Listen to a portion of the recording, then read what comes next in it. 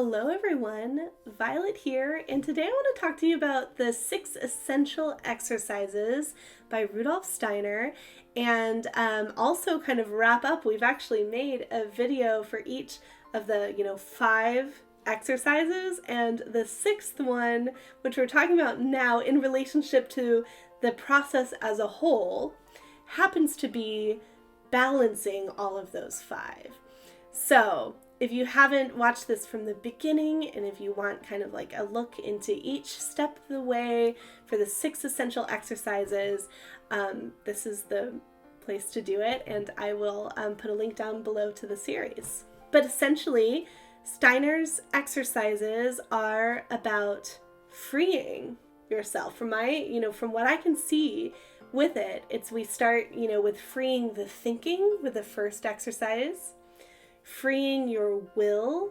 So we've got free thinking, really like letting your mind expand and like using thought in that way. And then freeing your will, like what is yours? What is your will? What is your inspiration? What is your, gut guiding you to like motivate you to do your purpose even?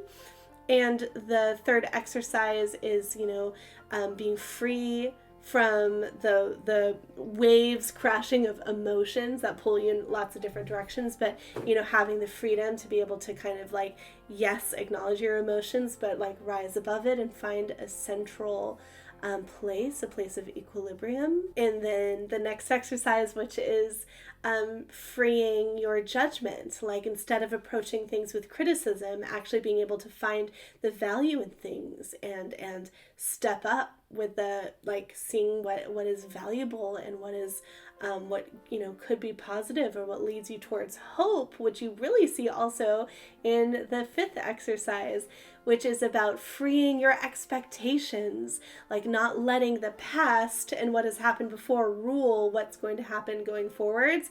And also, especially as we're tuning more into the spiritual realms, taking a journey in our studies of mysticism and esotericism, that you're open to new ideas and new realities and new possibilities.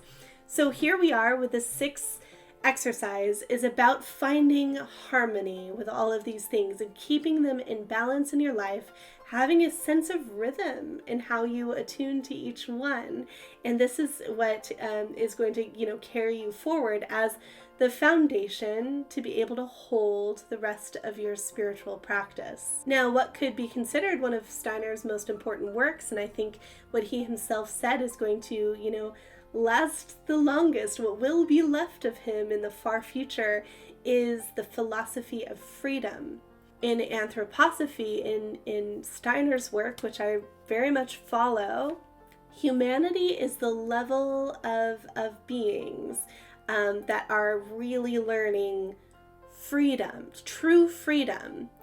And the thing is, in order to learn true freedom, you have to experience like this kind of, this material world of separation and confusion and forgetfulness and stuff like that. If we felt connected to everything, if we had all of the answers, then it wouldn't be true freedom in a way, because it would almost already be a given, some of the outcomes. We really have to experience, like, again, also individuality of like, here I am in an isolated way, and what do I choose of my free will?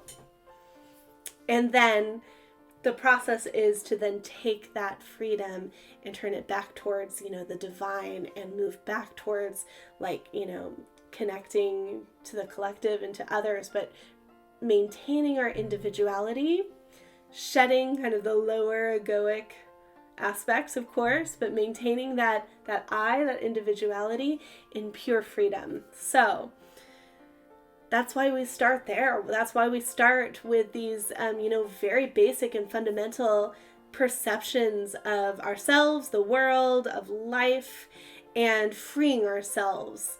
And in doing so, we also free our capacities.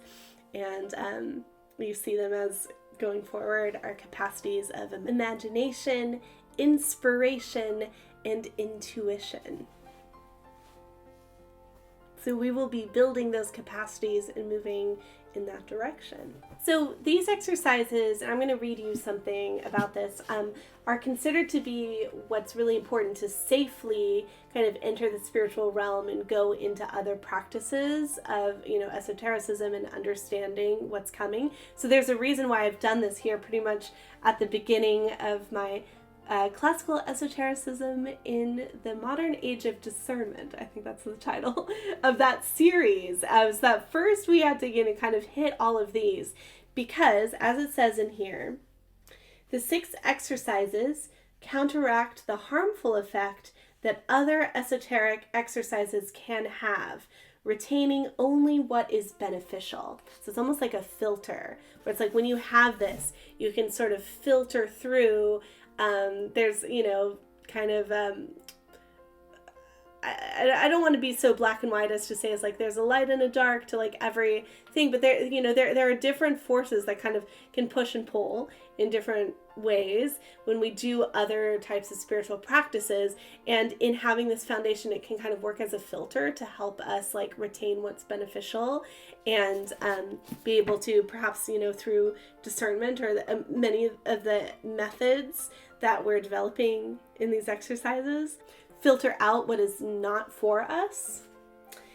And second, that only these exercises really safeguard the positive results of meditation and concentration work.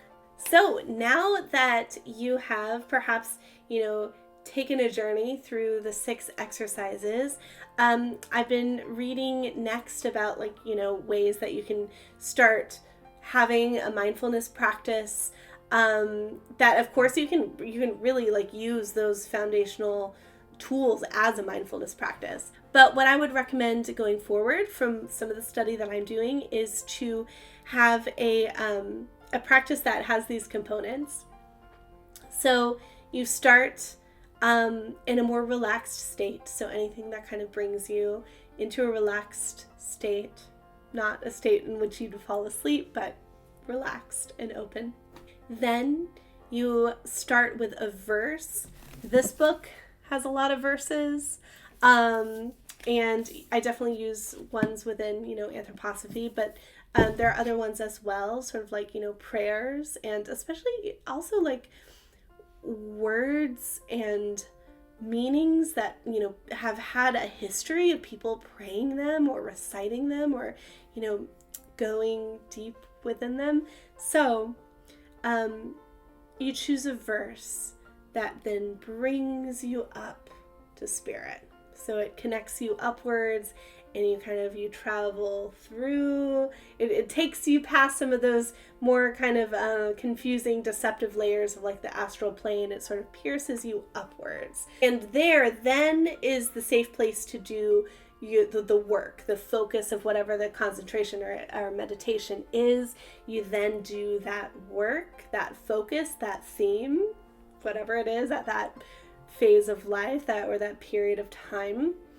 And then you release it and you allow a sort of openness, a sort of silence, a sort of like, listening, a state of listening perhaps, in which, you can see what comes in for you. And then you would close the work. So I really hope that all of this has been helpful and inspiring. This is how I'm personally working, so I'd love to hear about your experiences. Thank you so much for being here, and if you want to check out this series from the beginning, please do. And I will see you in the next videos or live streams.